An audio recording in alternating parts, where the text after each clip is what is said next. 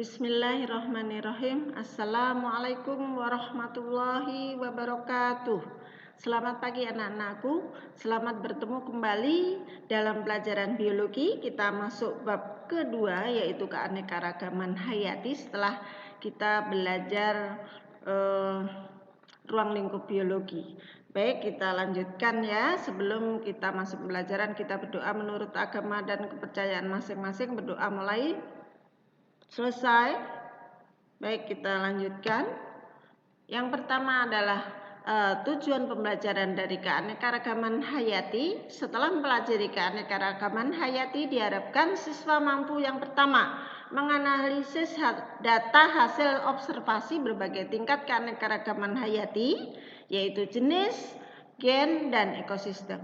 Kemudian yang kedua, menyajikan hasil identifikasi pelestarian keanekaragaman hayati Indonesia berdasarkan data ancaman kelestarian. Yang ketiga, mengembangkan karakteristik nilai budaya bangsa, yaitu contohnya kerjasama, disiplin, santun, dan sebagainya. Kemudian kompetensi dasarnya, yang pertama adalah apa yang dimaksud dengan keanekaragaman hayati itu. Kemudian yang kedua, mengapa keanekaragaman hayati di Indonesia tinggi. Dan yang ketiga, jelaskan berbagai manfaat adanya keanekaragaman hayati. Selanjutnya, pengertian keanekaragaman hayati, yaitu keberagaman makhluk hidup berdasarkan perbedaan ciri yang dapat diketahui melalui observasi. Keanekaragaman hayati dibedakan menjadi keanekaragaman hayati tingkat genetik, kemudian tingkat spesies, dan tingkat ekosistem. Keanekaragaman hayati tingkat genetik yang pertama yaitu terjadinya karena keanekaragaman susunan gennya, ya. Kemudian yang kedua, memunculkan variasi antar individu dalam spesies. Kemudian yang ketiga adalah menyebabkan tidak adanya individu yang sama persis. Itu adalah keanekaragaman hayati tingkat gen. Contohnya ini kita lihat ada bunga mawar. Ini ada mawar merah, mawar putih, mawar yang warnanya pink. Nah, ini adalah keanekaragaman tingkat gen. Selanjutnya pada hewan ini kita lihat ya. Mata dari hewan ini ada yang warna merah, ada yang warna putih mengkilat. Selanjutnya pada manusia kita lihat ini perbedaannya ada rambutnya satu ikal, satu lurus. Nah, itu. Keanekaragaman tingkat spesies yaitu setiap jenis terbentuk atas pengaruh kandungan genetik dengan habitatnya. Maksudnya dari pengaruh genetik dengan habitat atau tempat tinggalnya. Ini menunjukkan adanya jumlah dengan variasi jenis organisme. Ini contoh keanekaragaman hayati jenis pada familia Araceae, ya.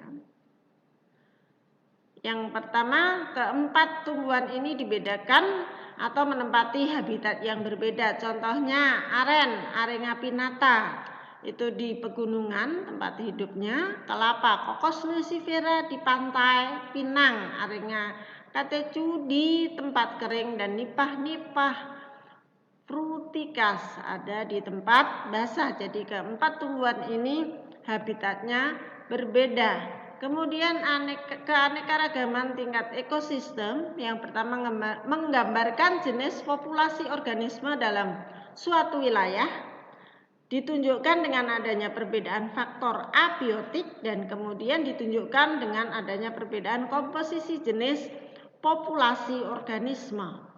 Ini macam-macam ekosistem di dunia ya. Kita lihat contohnya hutan hujan tropis. Ini hutan-hutan yang ada di Indonesia, kemudian savana, hutan gurun, padang rumput, ada hutan deciduous ya, hutan konifer, tundra, terumbu karang ya.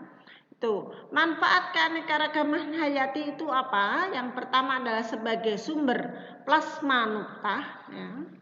Sebagai untuk bibit ya, dikembangbiakan selanjutnya. Yang kedua adalah produktivitas ekosistem, kemudian untuk perlindungan air dan tanah, sebagai pengembangan ilmu pengetahuan, pendidikan, rekreasi, dan wisata, kemudian untuk pengelolaan sampah, nilai sosial dan budaya, kemudian sebagai pengatur iklim. Keanekaragaman hayati di Indonesia. Nah, Indonesia merupakan negara yang mega diversity, maksudnya keanekaragamannya sangat tinggi karena 17-25% spesies makhluk hidup dunia terdapat di Indonesia, hampir seperempat ya. Kemudian 40.000 spesies tumbuhan, 350.000 spesies hewan, 12.000 jenis jamur, 1.500 jenis monera terdapat di Indonesia ya.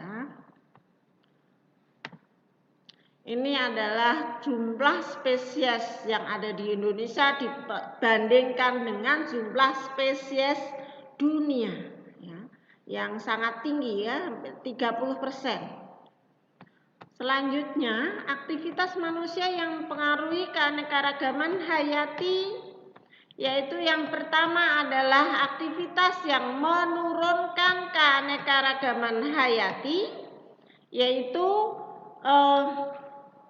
perusakan habitat dan perubahan tipe tumbuhan. Ini merusak habitat. Kemudian yang kedua, penggunaan pestisida dan pencemaran lingkungan.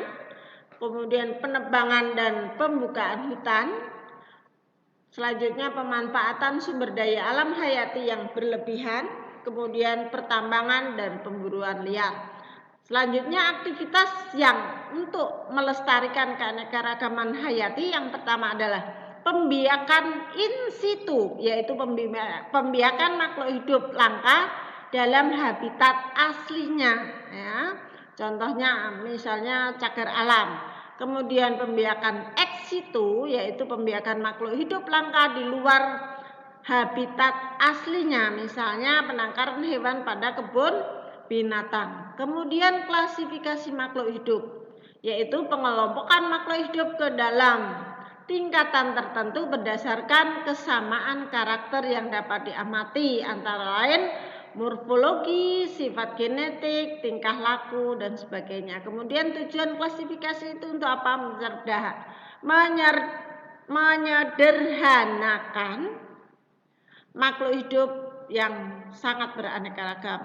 Nah, untuk tingkatan dari makhluk hidup, yaitu dari bawah ke atas, yaitu spesies, genus, famili, ordo, kelas, divisio atau filum, kemudian kingdom atau regnum ya. Jenis klasifikasi, yang pertama adalah klasifikasi alamiah. Yang kedua klasifikasi artifisial, klasifikasi konvensional, klasifikasi modern, klasifikasi genetik atau numerik, klasifikasi evolusioner, dan klasifikasi kladistik.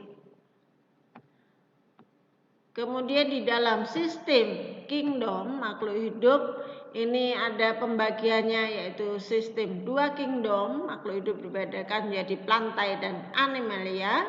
Kemudian 3 kingdom makhluk hidup dibedakan menjadi monera, plantae dan animalia. 4 kingdom monera, fungi, plantae dan animalia. Dan 5 kingdom adalah monera, protista, fungi, plantae dan animalia. Selanjutnya 6 kingdom virus, monera, protista, fungi, plantae dan animalia. Itu untuk sistem kingdom.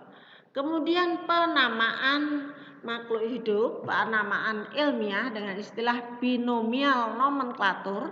Yang pertama, penamaannya menggunakan bahasa Latin. Kemudian terdiri dari 2 kata. Kata pertama merupakan genus yang diawali dengan huruf kapital, dan kata kedua merupakan spesies yang ditulis dengan huruf kecil. Kemudian penulisan nama ilmiah ditandai dengan membuat 2 garis yang terpisah untuk nama genus dan nama spesies atau dicetak miring. Contoh, Oryza sativa. Ini adalah nama Latin dari padi, Diamais adalah nama Latin dari jagung, dan Tectona grandis adalah nama Latin dari jati. Demikian pertemuan atau materi keanekaragaman hayati. Selamat mengerjakan. Untuk soalnya ya, ada 5 dikerjakan. Dan sampai ketemu pada pembelajaran selanjutnya. Demikian saya akhiri. Wassalamualaikum warahmatullahi wabarakatuh.